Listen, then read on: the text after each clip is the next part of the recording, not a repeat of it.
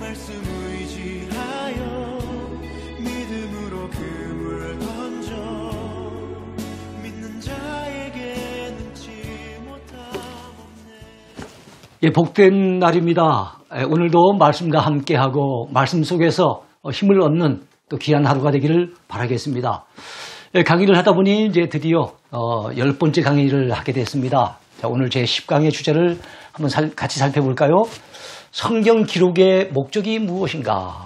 하나님은 왜 주의 종들을 동원해서 성경을 기록하게 하셨을까 하는 것을 먼저 살펴보겠습니다. 먼저 우리에게 구원을 얻을 수 있는 지혜와 우리 삶에 필요한 교훈을 주기 위함이었다는 것을 알아야 되겠습니다. 이 두 가지가 중요하죠. 우리에게 구원을 얻을 수 있는 지혜. 자, 구원의 지혜입니다. 두 번째는 우리 삶에 필요한 교훈. 자, 삶의 교훈입니다. 구원의 지혜, 삶의 교훈. 이것이 바로 하나님께서 성경을 기록하게 하셔서 우리에게 성경을 주셨던 주된 두 가지 목적입니다. 자, 디모데후서 3장 15절에서 16절 사이에 나타나 있는 사도 바울이 디모데에게 보낸 두 번째 편지에서 성경과 관련된 말씀이 나와 있는데요. 여기에 보면은 좀 전에 말씀드렸던 하나님께서 성경을 기록하게 하신 두 가지 뚜렷한 목적을 우리는 발견할 수가 있습니다. 또 어려서부터 성경을 알았나니 성경은 능히 너로 하여금 그리스도 예수 안에 있는 믿음으로 말미암아 구원에 이르는 지혜가 있게 하느니라. 바로 성경이 구원에 이르는 지혜가 있도록, 그래서 우리로 하여금 그 성경을 읽게 되어진다면, 이야, 예수님 믿어야만, 예수님을 나의 구주로 모셔야만 내가 하나님의 자녀가 되고 하늘 백성이 되고 내가 구원받는 주의 사람들이 되는구나. 이걸 우리는 깨닫게 되지 않습니까? 성경이 아니었다면 몰랐겠지요. 성경을 통해서 그 지혜를 얻게 된 거예요. 또한 모든 성경은 하나님의 감동으로 된 것으로 교훈과 책망과 바르게함과 의로 교육하기에 유익하니 그랬어요. 여기서 교훈, 책망, 바르게함, 의, 이것은 다 우리 삶과 관련된 겁니다. 자, 우리가 지금 예수님 믿는 것을 뭐라고 얘기합니까? 신앙생활한다 그러죠. 신앙생활은 두 단어가 같이 붙여진 합성어입니다. 신앙과 생활인 거예요. 달리 말하면 믿음과 삶인 거예요. 여러분, 우리 신자에게 있어서 이 두 가지는 빼놓을 수 없는, 절대로 간과할 수 없는 중요한 부분입니다. 어떤 분들은 예수님 믿는 믿음으로 우리 구원받는다, 믿기만 하면 된다, 덮어놓고 믿어라, 뭐 이런 분들이 많죠. 사실 덮어놓고 믿으면 안 돼요. 성경책 펼쳐놓고 바르게 믿어야 됩니다. 자, 그런데 믿음을 강조하다 보니까, 믿음으로 의로워지고 믿음으로 구원받고 이걸 너무 강조하다 보니까 삶에 대해서 간과하는 경우가 많아요. 여러분, 성경은 우리의 구원을 위해서만 주신 건 아니에요. 구원받은 우리가 하나님 앞에 어떤 삶을 살며 이 땅을 살아가는 동안에 우리에게 주어진 사명을 감당하면서 세상에서 빛이 되고 소금이 되고 그리스도의 향기가 되어져서 어떻게 하나님 앞에 영광 돌리며 살 수 있을까 하는 그 삶에 대한 부분들이 굉장히 성경 속에 많이 나타나 있습니다. 이걸 우리가 놓쳐버리면 안 돼요. 그래서 성경은 구원의 지혜도 우리에게 가르쳐 주지만 삶에 필요한 여러 가지 교훈도 우리에게 주신다는 거 꼭 기억하시기 바랍니다. 자, 우리로 하여금 예수님을 믿고 영생을 얻게 하기 위해서, 뭐 구원의 또 다른 표현은 뭐 영생 얻는 것이라 볼 수 있겠지요. 성경의 기록 목적 가운데 우리를 영생 얻게 하기 위해서 성경을 주셨다라고 하는 것이 성경 스스로가 증거하는 메시지예요. 한번 볼까요? 자, 요한복음 20장 31절. 요한복음 거의 끝자락에서 사도 요한은 우리에게 이렇게 전달해 줍니다. 오직 이것을 기록하면, 즉 요한복음을 기록하는 목적은, 달리 말하면 요한복음뿐만 아니겠죠. 모든 성경을 기록하는 목적이 있는데 그것은 너희로 예수께서 하나님의 아들 그리스도이심을 믿게 하려 함이요. 또 너희로 믿고 그 이름을 힘입어 생명을 얻게 하려 하심이라 그러셨어요. 요한복음에는 영생 또는 생명이라고 하는 단어가 엄청 많이 나옵니다. 즉 예수님을 믿기만 하면 영생을 얻는다는 거예요. 예수님을 그리스도로 내가 믿고 의지하기만 하면 영원한 생명을 얻게 한다는 것. 이것이 바로 여러분 성경이 가르치는 바고 사도 요한은 이것이 성경을 기록한 목적이라고 얘기를 합니다. 요한일서 5장 13절에도 비슷한 말씀이 나와요. 내가 하나님의 아들의 이름을 믿는 너희에게 이것을 쓰는 것은 요한일서를 쓰는 것은, 자, 요한복음을 썼던 그 사도 요한이 요한일서도 쓰죠. 요한일서, 요한이서, 요한삼서, 요한계시록까지. 요한복음을 포함해서 모두 5권의 성경을 기록하지 않습니까? 자, 그런데 요한일서를 쓰는 목적에 대해서 이렇게 얘기합니다. 너희로 하여금 너희에게 영생이 있음을 알게 하려 함이라 그랬어요. 여러분, 우리는 예수님을 믿는 주님의 자녀들입니다. 우리에겐 이미 영생이 주어져 있음을 믿어야 합니다. 우리는 이미 영원한 삶을 시작한 사람들이에요. 그 영원한 삶의 온전한 열매는 우리가 천국에 가서 완전히 이루어지게 되겠지요. 그러나 그 영생의 삶은 이미 우리에게 가서 이미 싹트고 시작이 됐다는 걸 여러분 믿으시기 바랍니다. 자, 우리 삶의 본보기로 삼게 하기 위해서 또한 성경이 우리에게 주어졌어요. 우리 삶의 본보기로 삼는다는 건 달리 말하면 우리 삶에 있어서 롤 모델로 삼고 우리 삶에 있어서 거울로 삼는다는 거예요. 여러분, 롤 모델은 주로 긍정적인 입장에서 쓴 거죠. 다윗의 그 삶을 본받고 사도 바울의 그 참 철두철미한 사명감을 본받고 그 다니엘의 철저한 그 믿음을 지켜내는 그런 모습들을 갖다 본받고 좋은 모습을 갖다 우리에게 보여줄 때 롤 모델이라 그러지요. 그런데 때로는 긍정적인 입장도 있지만 또는 부정적인 입장에서 얘기할 때는 타산지석으로 삼는다. 뭐 그런 표현도 많이 쓰지 않습니까? 그래서 좋은 본보기만 있는 것이 아니라 때로는 나쁜 본보기도 있어요. 야, 참 세상에 삼손처럼 한눈 팔다가는 두 눈이 뽑히는 경우도 있구나. 한눈 팔다가 두 눈 뽑혔다는 거예요. 이야, 사울왕처럼 하나님이 세우신 하나님의 나라를 자기 나라로 여기고 막 교만을 떨다 보니 결국에는 하나님 앞에 버림을 받는구나. 하나님의 말씀을 버리니 하나님께서도 그를 버리셨구나. 이런 부분들이 우리 삶의 본보기가 안 됩니까? 야, 이스라엘 백성들은 그 광야 가운데서 때로는 그 하나님을 시험하기도 하고 때로는 우상 숭배하기도 하고 때로는 원망 불평하기도 하고 때로는 간음을 행하기도 하고 그러다 보니 하나님 앞에 결국에는 진노를 사서 멸망을 당했구나. 우리는 그런 삶이 돼서는 안 되겠구나. 고린도전서 10장에 보면 너희는 우상 숭배하지 말라. 너희는 그들과 같이 하나님을 시험하는 자들이지 말라. 너희는 그들과 같이 우상 숭배하지 말라. 너희는 그들과 같이 간음하지 말라. 이런 표현들이 많이 나오지 않습니까? 바로 그들의 어떤 모습들을 우리 삶의 본보기로 삼으라는 거예요. 그렇게 하기 위해서 성경이 기록되게 됐다는 거예요. 여러분, 우리 기독교는 원불교가 아닙니다. 원망하고 불평하고 교만에 빠지는 그런 사람이 돼서는 안 되겠지요. 감사할 제목만 해도 얼마나 많습니까? 기뻐할 일이 얼마나 많습니까? 하나님 앞에 받은 은혜가 얼마나 많습니까? 우리 날마다 기뻐하며 감사하며 찬양하며 살아야 될 줄로 믿습니다. 자, 고린도전서 10장 11절에 바로 그런 구절이 나와요.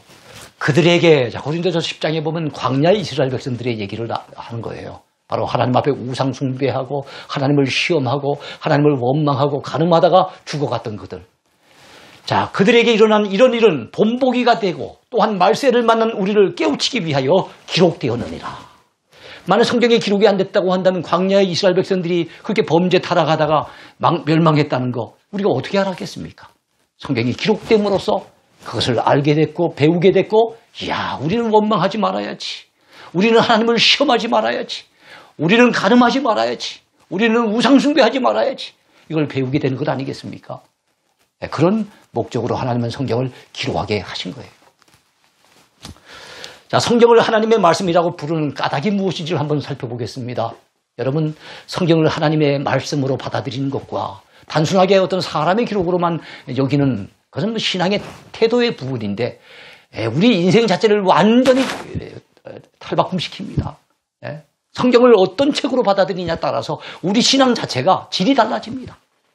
그래서 여러분, 우리가 온전한 신자가 되고 정말로 축복되고 성공적인 인생을 살려고 한다면요, 여러분, 성경을 하나님의 말씀으로 받아들이는 올바른 신앙의 태도를 가지는 것이 참 중요합니다. 여러분, 믿으시기 바랍니다. 자, 먼저 하나님의 감동으로 기록되었기 때문이에요.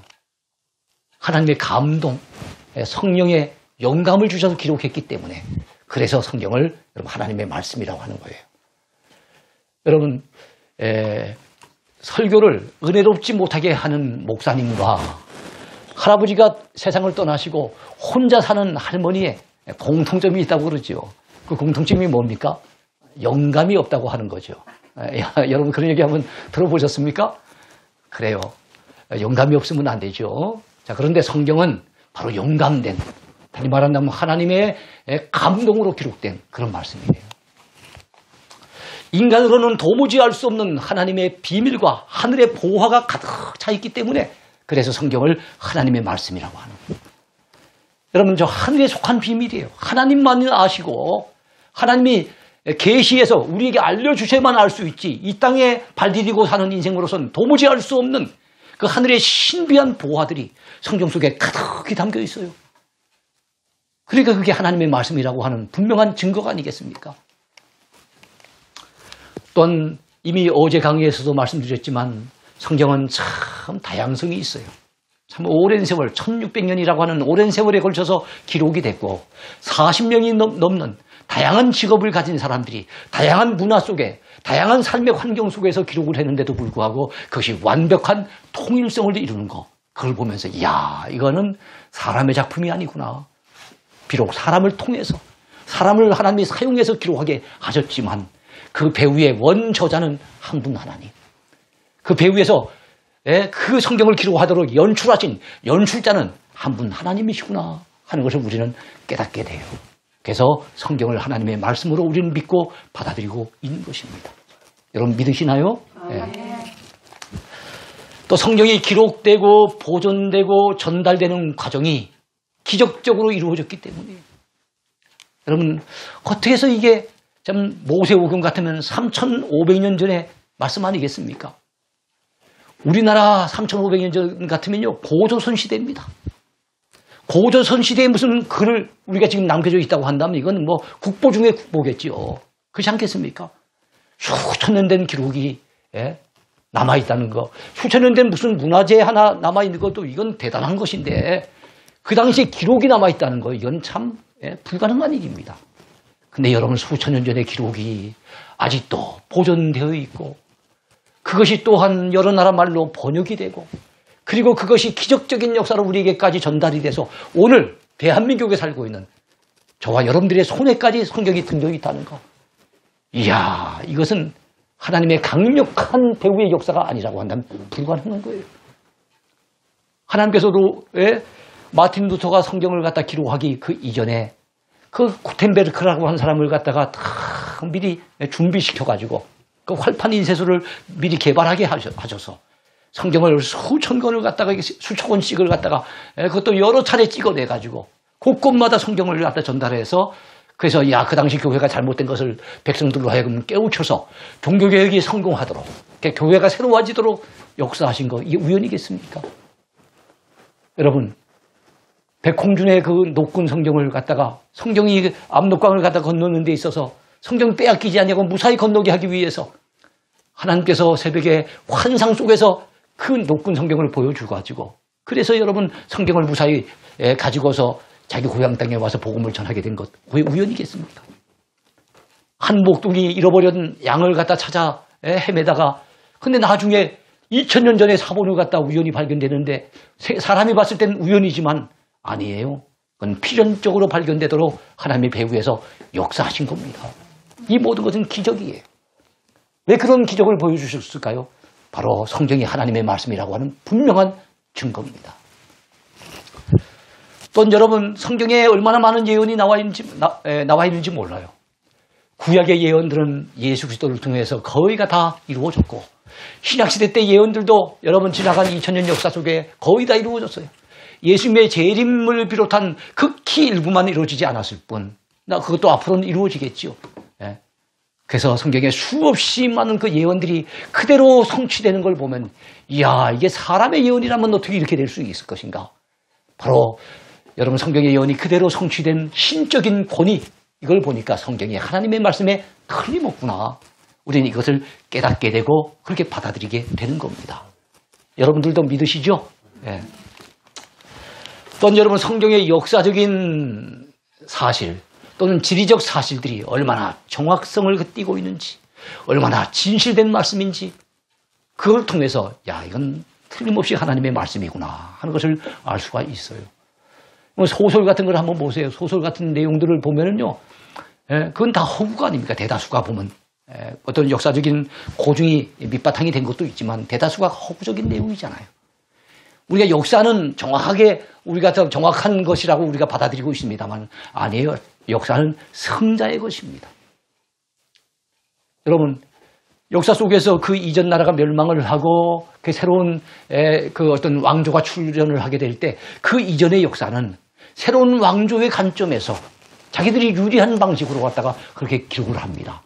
이 때문에 우리가 알고 있는 많은 역사들은 사실은 왜곡되고 변질되고 그야말로 성자들이 더 유리한 방식으로 갖다가 뒤바뀐 그런 역사예요. 근데도 우리는 그 역사를 갖다 그대로 믿지 않습니까?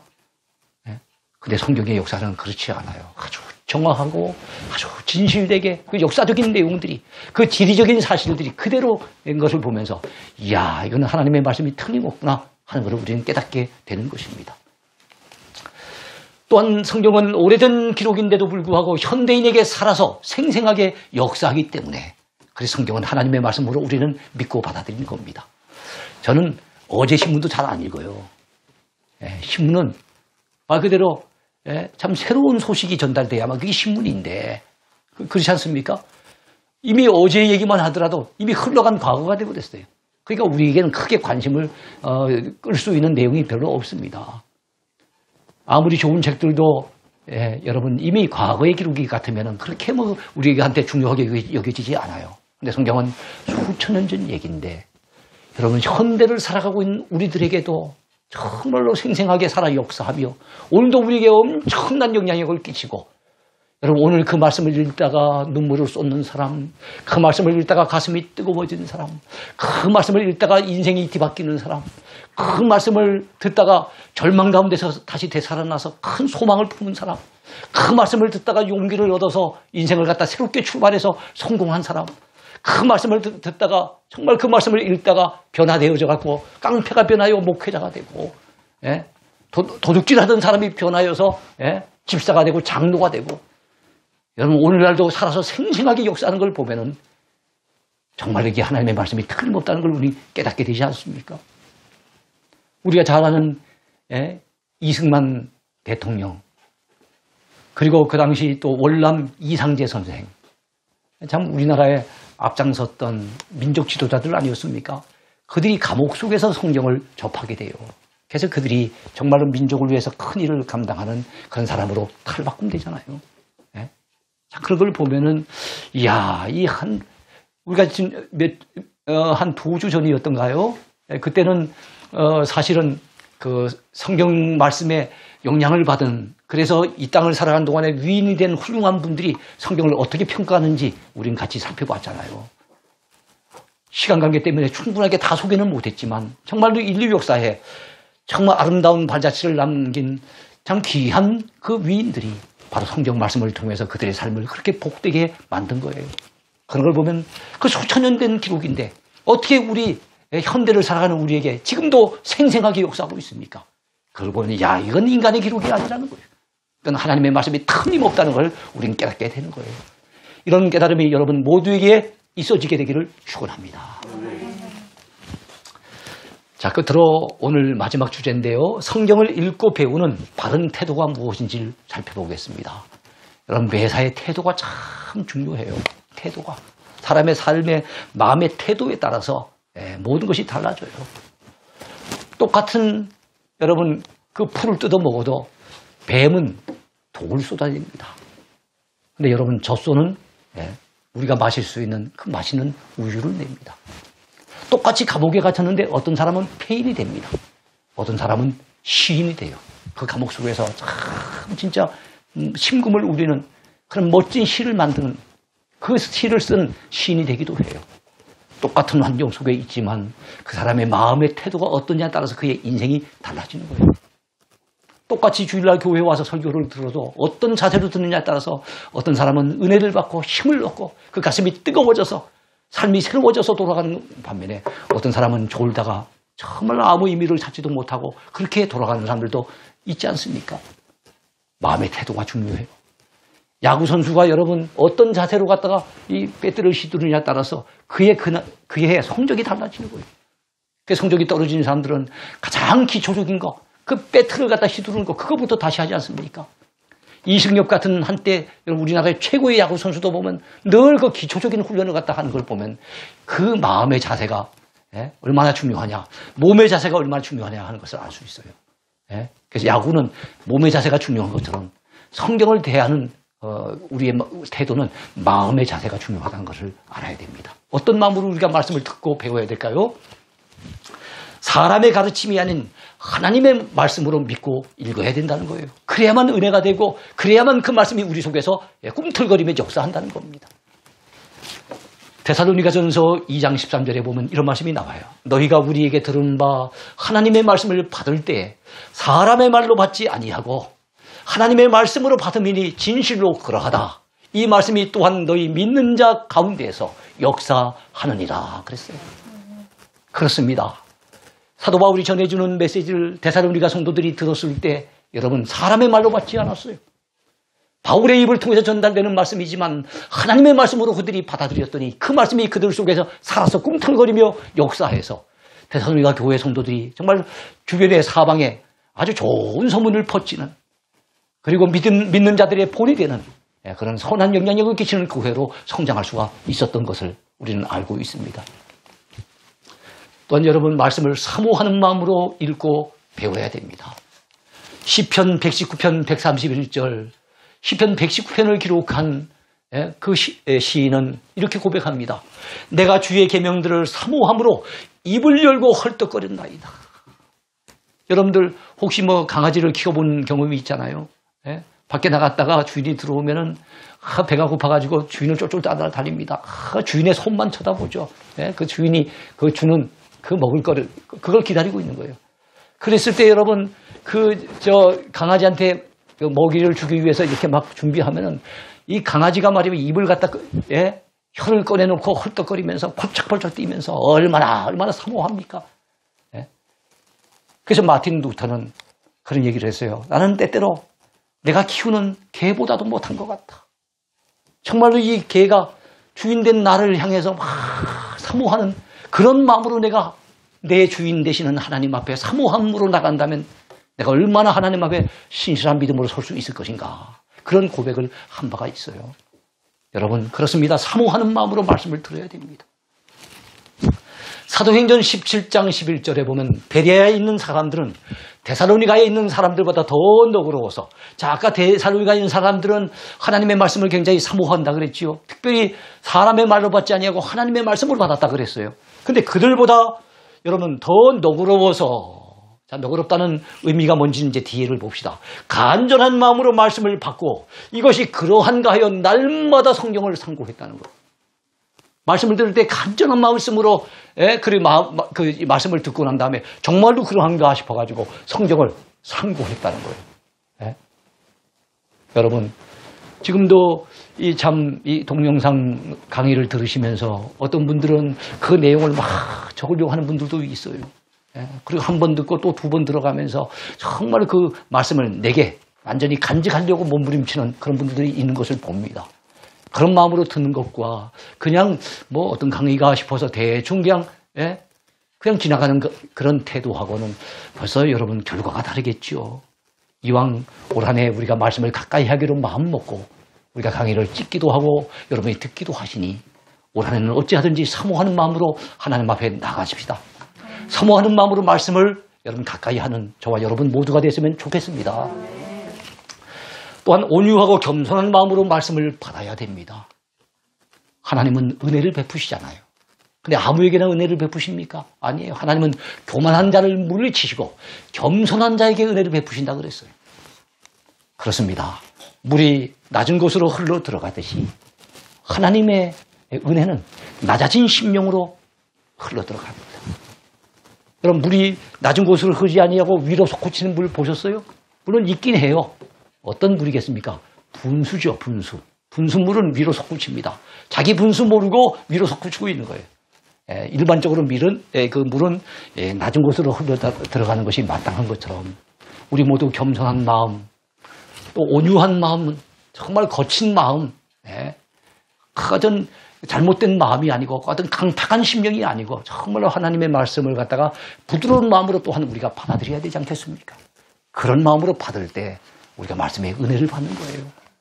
어떤 분들은 이렇게 팔짱을 끼고 비판적인 시각으로 말씀을 듣는 분들이 때로는 있죠. 그래가지고는 은혜 받기 어렵습니다. 야고보서 1장 21절에 보면 그러므로 모든 더러운 것과 넘치는 악을 내버리고 너희 영혼을 능히 구원할 바 마음에 심어진 말씀을 온유함으로 받으라. 온유함으로 받으라 그랬어요. 그러면은 그 말씀이 어떻게 됩니까? 우리 마음에 심어지게 되는 거예요. 여러분, 우리 마음 가운데 심어진 말씀, 때가 되어지면 싹이 나고 때가 되어지면 꽃을 피우고 더 시간이 흐르면 풍성한 열매를 맺게 되겠죠. 시절을 쫓아 과실을 맺는다는 거 우리 시편의 1편에 나오지 않습니까? 정말로 그 물가에 심어진 나무처럼 우리 모두가 정말로 은혜의 강가에 심겨져서 날마다 그 말씀의 꼴을 갖다가 우리가 참 사모함으로 받아들이게 될 때 우리의 삶 속에는 풍성한 열매가 맺히게 될 줄로 분명히 믿습니다. 자, 신속한 믿음으로 받아들여야 됩니다. 긴가민가 하고 받으면 안 돼요. 긴가민가. 어떤 분들이 그런 얘기를 하더라고요. 잘 모르겠다라고 하는 말을 참 외국어로 갖다 알아둘 필요가 있는데 우리 한국말로 하면 잘 모르겠다 이러지 않습니까? 영어도 우리가 잘 알아요. I don't know 그러죠. I don't know. 그런데 그것을 갖다 만약에 중국말로 하게 되어지면 어떻게 되겠습니까? 중국말로 하게 되어진다면 갸우뚱 그럽니다. 갸우뚱. 여러분 중국어 아주 좋은 말 하나 배우셨죠? 만약에 인도말이 된다면 어떻게 되겠습니까? 알간디 모르간디. 알간디 모르간디 그렇게 된다는 거예요. 그리고 또 독일말로 한번 배워볼까요? 독일말로 한다면 이 모른다는 말이 에메모흐. 에메모흐 그래요. 불어로 한다면 어떻게 되겠습니까? 아리숑. 아리숑 그런다 그러죠. 근데 이것이 아프리카 말로 한다게 된다면 바로 이렇습니다. 긴가민가 긴가민가. 그러면서 그렇게 얘기하면은 잘 모른다는 거예요. 근데 신앙생활도 긴가민가 하면 안 됩니다. 말씀을 들을 때 긴가민가 이렇게 받아들이면 안 되겠지요. 이거 하나님의 말씀이니까 틀림없어 하고 아멘 믿습니다. 이러면서 믿음으로 받아들일 때 그 말씀이 우리 속에서 강하게 역사하는 거예요. 그 속에 풍성한 열매가 맺히는 거예요. 믿음 없이 읽는다면 줄줄 외운다 한들 아무 소용이 없어요. 유대인들은 말씀을 갖다 줄줄 외웠어요. 그랬던 그들이 예수님을 십자가에 못 박으라고 소리지는 거 보세요. 그 말씀에 대해서 많이 안다고 성경에 대해서 능통하다고 생각하는 사람들이 여러분 예수님을 갖다가 반대하는 편에 서가지고 그 바리새인과 같이 예수님의 흠을 잡으려고 달려드는 걸 보세요. 머릿속에만 아는 말씀 가지고는 안 돼요. 말씀은 머릿속에 심어져서 될 것이 아니고 우리 가슴에 심어져야 되는 것입니다. 자, 누가복음 24장 25절부터 27절까지 보면은 예수님께서 여러분 엠마오로 내려가는 두 제자를 만나서 그들을 책망하시는 말씀이 나와요. 예수님이 바로 곁에 계신데도 주님을 알아보지 못하는 거예요.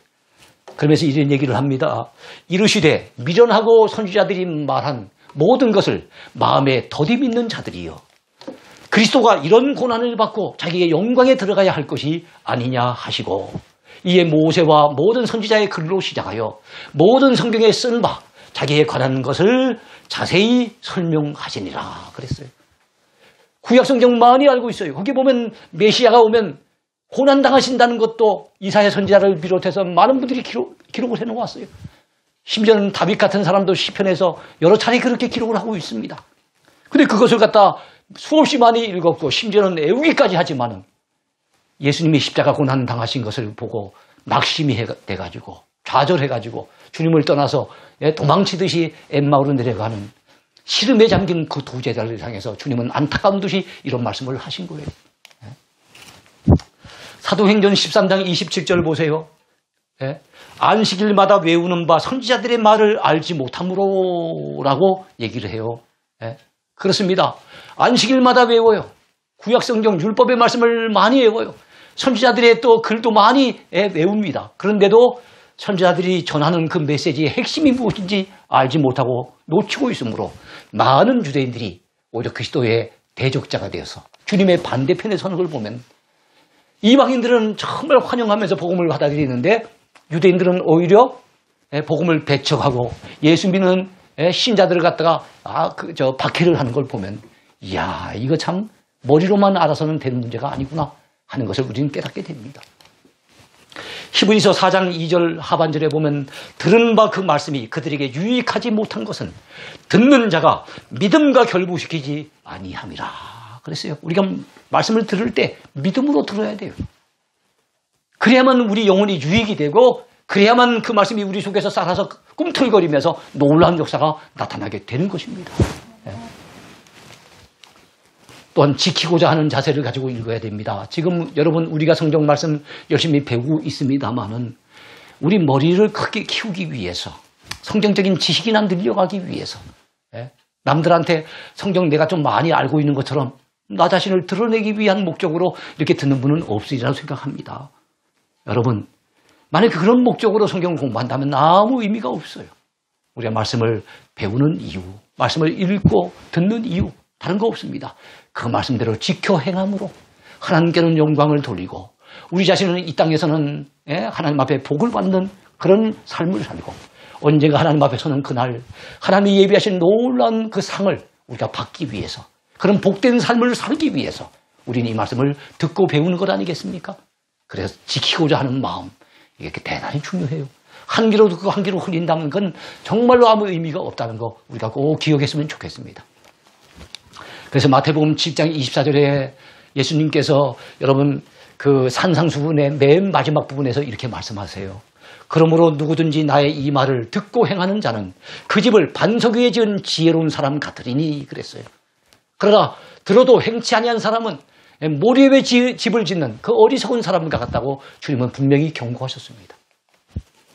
야고보서 1장 22절과 25절에도 보면 너희는 말씀을 행하는 자가 되고 듣기만 하여 자신을 속이는 자가 되지 말라 그랬어요. 그래요. 말씀을 듣기만 하면 스스로가 속는 겁니다. 그러면 안 돼요. 우리는 말씀을 듣고 행하는 그런 복된 인생이 되어야 될 줄로 믿습니다. 자유롭게 하는 온전한 율법을 들여다보고 있는 자는 듣고 잊어버리는 자가 아니요 실천하는 자니 이 사람은 그 행하는 일에 복을 받으리라. 그렇습니다. 말씀을 행하는 일에 우리 하나님은 복을 주십니다. 이 사실 믿으시기 바랍니다. 요한계시록 1장 3절 우리가 마지막으로 볼까요? 이 예언의 말씀을 읽는 자와 듣는 자와 그 가운데 기록한 것을 지키는 자는 복이 있나니 때가 가까움이라. 여러분 올 한해 우리 말씀대로 살려고 몸부림쳐 봅시다. 우리 말씀대로 지키려고 말씀에 순종하려고 애쓰는 가운데 우리 하나님 감당할 수 있는 힘을 주실 겁니다. 성령께서 우리의 연약함을 도우실 것입니다. 그리고 우리 삶 속에 정말 말씀을 지켜 행할 때 주님 주시는 놀라운 위로가 있을 것이며 그리고 큰 복을 경험하게 될 줄로 믿습니다. 올 한 해 여러분의 삶이 이런 복된 삶이 되기를 축원해 드립니다. 오늘 강의 여기까지입니다. 감사합니다.